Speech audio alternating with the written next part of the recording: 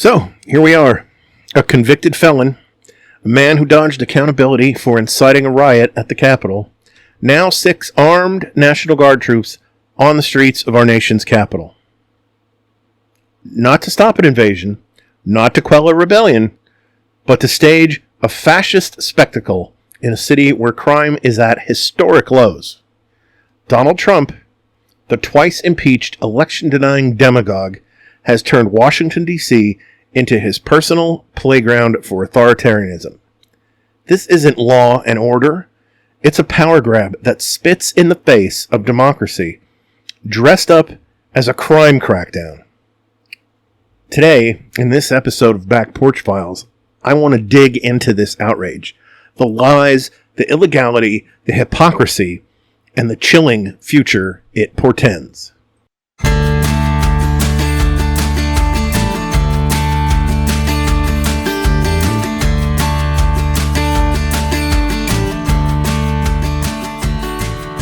Welcome to another supplemental installment of Back Porch Files from your neighbor on the left, the podcast about liberal politics, human decency, and life on the blue side of America's ideological divide. My name is Don Spielis, your host. Today, we're talking about Donald Trump's latest stunt, deploying National Guard troops to Washington, D.C. It's a gut punch to freedom, a middle finger to the facts, and a potential warning of darker days ahead. We're diving deep into the details of this deployment, exposing Trump's flimsy excuses, shredding his lies with hard data, and laying bare why this move is not just wrong, but illegal. We'll unpack the irony of a convicted criminal playing crime fighter, explore what Congress must do to stop this, and dig into the authoritarian stench wafting from this decision. Plus, we'll reveal Trump's possible ulterior motives and amplify the voices of those fighting back. DC officials, residents, even folks on social media who see through this charade. This is a no-holds-barred takedown. Let's get to it. Let's start with the facts of this fiasco. On August 11th, 2025, Trump declared a public safety emergency in D.C., claiming the city was a war zone, drowning in murder, mayhem, and filth. His solution? Deploy 800 National Guard troops backed by 500 federal law enforcement agents from agencies like Customs and Border Protection and ICE. By August 12th, troops rolled into the city overnight, patrolling the National Mall, Capitol Hill, and the streets across all 7 wards. Armored vehicles and uniformed soldiers became fixtures in neighborhoods like Anacostia and Shaw. Trump didn't stop there. He federalized the D.C. Metropolitan Police Department, stripping local control and placing it under his hand-picked loyalists in the Department of Homeland Security. The White House calls this, quote, a massive law enforcement surge, end quote, to arrest violent offenders, clear homeless encampments, and restore order. Reports indicate 100 to 200 soldiers are on the streets at any given time, with over 300 arrests since the rollout, mostly for low-level offenses like loitering or vandalism. Trump's justification is straight out of his fear-mongering playbook. In a Truth Social rant, he painted D.C. as a hellscape overrun by scum and savages, claiming violent crime was spiraling out of control. He tied it to his broader crusade against Democratic-led cities, name-dropping Chicago, Los Angeles, and Philadelphia as future targets. We're going to clean it up, he bellowed at a press conference, and that includes bringing in the Guard, maybe very quickly, too. He's framed this as a defense of federal property and personnel, but let's be real. This is a political stunt, not a policy, and it's built on a foundation of nonsense. So let's talk about numbers, because facts are our best weapon against Trump's fiction. The D.C. Metropolitan Police Department's data tells a story that obliterates his narrative. Violent crime in D.C. hit a 30-year low in 2024, down 35% from 2023. In 2025, even better. Year to date, violent crime totals 1,590 incidents through July, compared to 2,150 for the same period last year. That's a 26% drop. Homicides, 99 so far in 2025 versus 112 a year ago. That's a decline, not a crisis. Per capita, we're looking at 226 violent crimes per 100,000 residents, low by historical standards. Motor vehicle thefts are flat at 2,800 incidents. Thefts from autos are down 10%, and overall crime in June was 43% lower than the 2018 peak. Independent analysts back this up. The Vera Institute's crime tracker shows DC's violent crime rate is among the lowest for major U.S. cities. Jeff Asher, a crime data expert, wrote in The Atlantic that DC's crime narrative is a deliberate distortion, cherry-picking outliers to justify intervention. Fact-checkers from CNN, the New York Times, and PBS have called out Trump's 1,600 violent crimes claim as misleading. It's a raw number without context, ignoring the downward trend. Juvenile arrests steady at 1,128 for the first half of 2025, compared to 1,114 last year. Even lethality metrics, hyped by right-wing outlets, don't hold up. National trends show a decline since 2023. This isn't a crime wave. It's a success story Trump's trying to rewrite. So why the troops? If crime's dropping, what's the emergency? This isn't about public safety. It's about power. Trump's inflating a non-issue to justify a military show of force, and it's as cynical as it gets. And this isn't just inappropriate. It's illegal. DC's unique status as a federal district gives the president direct control over its National Guard, unlike state guards, which answer to governors. But that power is not unlimited.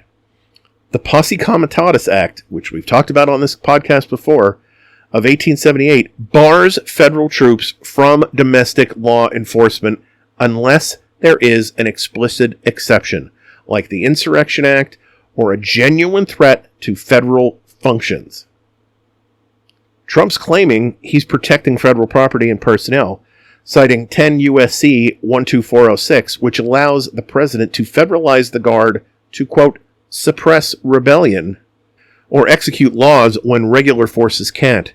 But here's the problem. There is no rebellion, no riots, no attacks on federal buildings, just peaceful protests in a city functioning normally. Legal experts are sounding the alarm.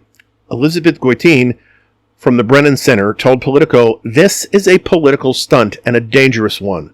The laws are unsettled, but using the Guard for routine policing stretches them beyond recognition." In Los Angeles, where Trump deployed 2,000 Guard troops in June 2025, California's lawsuit argues it violates state sovereignty and, again, the Posse Comitatus Act. DC's case is even shakier. No governor's consent is needed, but the lack of a clear emergency makes this a legal overreach. Lawfare's Steve Vladeck notes, quote, "There's nothing these troops can do that local police or federal agents couldn't handle. It's a pretext for militarizing civilian spaces," end quote. A federal judge in California is already hearing arguments on similar grounds, and DC's deployment could face its own court challenges. This is not law enforcement. It's law avoidance. Trump's exploiting DC's lack of statehood to test authoritarian tools, bypassing checks and balances that would apply elsewhere. It's a middle finger to the Constitution and a warning of what's to come if he gets his way. Now let's take a quick step back here for some irony, because it's too rich to ignore. Donald Trump, the only U.S. president to be a convicted felon, is out there preaching about crime. This is a man found guilty on 34 counts of falsifying business records to cover up hush money payments to a porn star. He's a man courts ruled liable for a sexual assault, and a man whose businesses have been fined multiple times for fraud. And let's not forget January 6, 2021, when he incited a mob that stormed the Capitol, killed a police officer, and endangered lawmakers, then called the rioters very special. That guy is now deploying troops to clean up D.C. It's like Pablo Escobar volunteering to run the DEA. The hypocrisy is staggering. Trump's rap sheet screams criminality, yet he's positioning himself as the savior of law and order. His narrative ignores a 26% crime drop, proving this is political theater, not safety. This isn't about justice. It's about a felon flexing power to distract from his own failures. A crook lecturing on crime is laughable until you realize he's got guns and troops to back it up. Now, I know the folks on the right get all twisted up in knots when anyone uses this word, but this deployment reeks of authoritarianism, and the implications are chilling. Deploying armed soldiers to patrol a city with falling crime rates isn't governance, it's intimidation. It's what dictators do. Use the military to project strength, silence dissent, and control the narrative. Look at history. Nixon used federal forces to suppress Vietnam War protests. Putin's Russia deploys troops to crush dissent. Erdogan's Turkey militarized cities after a failed coup. Trump's playbook is the same. Create a crisis, deploy the military, and dare anyone to resist. If this succeeds in D.C., what's next? Trump's already requested a 90-day extension, and if Republicans retake Congress, they might greenlight it. That could mean permanent federal control of D.C.'s police, turning the Capitol into a militarized zone. He's hinted at targeting other blue cities, Chicago, Philly, Seattle, using the same crime excuse. This erodes democracy, normalizes soldiers in civilian life, and sets the stage for broader crackdowns. Imagine protests against Trump's policies met with rifles or immigrants rounded up under military guard. As The Guardian warned, quote, "This is a test run for martial law, plain and simple," end quote. And the bigger picture, this aligns with Project 2025, the far-right's roadmap to dismantle democratic checks. By federalizing police and deploying troops, Trump's testing tools to purge dissenters, suppress protests, and centralize power. It's not just D.C., it's a warning to every city, every citizen, that resistance can be met with force. So, since the data does not back up what he's talking about, what is Trump really after? This isn't about crime. It's about control and distraction. First, the timing is suspect. The Epstein files dropped last month, leaking Trump to fresh scandals. His tariffs are spiking inflation. His healthcare rollbacks are tanking. And his immigrant raids are sparking backlash. Deploying troops is a classic deflection, rallying his base with tough guy optics ahead of the 2026 midterms. CNN reports suggest it's also about racial dog whistling. DC's majority black population makes it a prime target for Trump's narrative of urban chaos. And let's not forget the revenge angle. DC rejected Trump electorally and culturally. It's a liberal stronghold that's prosecuted his January 6th allies. On January 6, 2021, Trump delayed guard deployment as his mob attacked the Capitol. Now, he's flipping the script, using the guard to assert dominance over a city he loathes. NPR analysts point to Project 2025's influence, noting its call for a unitary executive power, where the president controls everything, no checks needed. Deploying troops tests that vision, probing how far he can push before courts or Congress push back. There is also the immigration angle. There's a worry that Trump's rhetoric of tying crime to immigrants could suggest that the Guard could support ICE raids in D.C.'s diverse communities. This isn't hypothetical. His LA deployment explicitly protected immigration agents. It's a chilling signal. Troops could be used to round up undesirables under the guise of law enforcement. Ulterior motives? Distraction, vengeance, racial targeting, and a dry run for autocracy. Pick your poison. Now, the backlash has been fierce. D.C. Mayor Muriel Bowser, initially cooperative, did a 180, calling it an authoritarian push that undermines our autonomy. In a fiery press conference, she said, quote, "We are not a hellscape. Violent crime is down. Homicides are dropping. This is a manufactured crisis." End quote. She's mobilizing legal action, hinting at a lawsuit to challenge the deployment's legality. A D.C. police officer, speaking anonymously to the Washington Post, went viral saying, quote, "We're doing our jobs. Crime is down. This is baseless fear-mongering that insults every cop on the beat." End quote. Residents are livid. Community organizers in Ward 8 report canceled festivals and heightened fear, especially in Black and Latino neighborhoods. One activist told NPR, quote, "This feels like an occupation, not protection," end quote. Maryland Governor Wes Moore slammed it as a federal takeover that could spread to other states, warning, quote, "If they can do this to D.C., no city is safe," end quote. Democratic leaders like Nancy Pelosi have been blistering.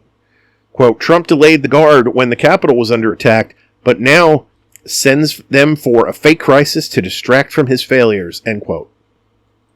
Not only did Trump delay in activating National Guard troops during the January 6th riot, it was said after the fact that he didn't have the power to do so, that only Nancy Pelosi had that power. Now, anyone with half a brain knew that was nonsense from the get-go, but it appears that the events of the recent days have proven that another bald-faced lie. Even some Republicans are uneasy. An anonymous GOP senator told Politico, "This feels like overkill. Crime is down, why the troops?" Grassroots voices on social media are scorching. One user adding, "Trump's deployment is an overreach, undermining local autonomy and escalating tensions without justification," end quote. The consensus is clear. This is un-American, unnecessary, and unsafe.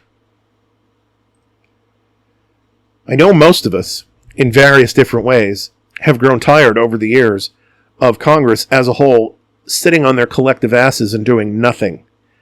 Congress can't sit this one out. Democrats must block any extension of this deployment. Senate Majority Leader Chuck Schumer's already said, "No effing way," to a 90-day request. They should hold immediate hearings, hauling in Defense Secretary Pete Hegseth and DHS officials to justify this abuse. Pass legislation to limit presidential control over the D.C. Guard, tying it to clear emergency criteria. The House Oversight Committee should investigate ties to Project 2025 and probe whether this is a midterm stunt. Funding must be a leverage point. Cut off the money for unauthorized deployments. Period. Speaking in the long term, Congress needs to reform the Insurrection Act and 12406 to close loopholes that let presidents misuse the Guard. The Brennan Center suggests requiring judicial review for domestic deployments over 48 hours. Voters, too, have a role. Flip the House blue in 2026 to check Trump's excesses. If Republicans enable this, they're signing off on a police state. As the New York Times editorial board put it, quote, "Congress must draw a line in the sand or we're one step closer to autocracy," end quote. You don't have to be a genius to see that this isn't just about Washington, D.C. It's about the soul of democracy. Trump's turning the Capitol into his personal fiefdom, testing how far he can push before we push back. if we let this slide, soldiers in Chicago or Seattle are next. We can't normalize tanks in our streets or troops as political props. What can you do? Call your representative. Flood their lines. Protest peacefully, like the No Kings rallies planned for this weekend. Vote like hell in the midterms. Support DC statehood. And give its residents a voice against this overreach. This needs to be a wake-up call. Trump's not saving DC, he's strangling it. He's not fighting crime, he's committing one. We're better than this. We're louder than this. Let's fight back with facts, with votes, and with outrage. Thank you for tuning in to another installment of Back Porch Files from your neighbor on the left. I appreciate you taking the time to listen to me rant about important topics like this one, and I would love to hear from you. Please use any of our social media platforms to send a message or comment on posts. The links to all our social media spots are on our Linktree page, and Linktree page URL is in the episode description. I'd also encourage you to email. You can email the podcast at neighboroutleftpodcast@gmail.com. I'm happy to hear arguments. I'm happy to hear critiques. I'm happy to hear comments and suggestions, whatever you might have to offer. We'll be back on Tuesday with another regular episode.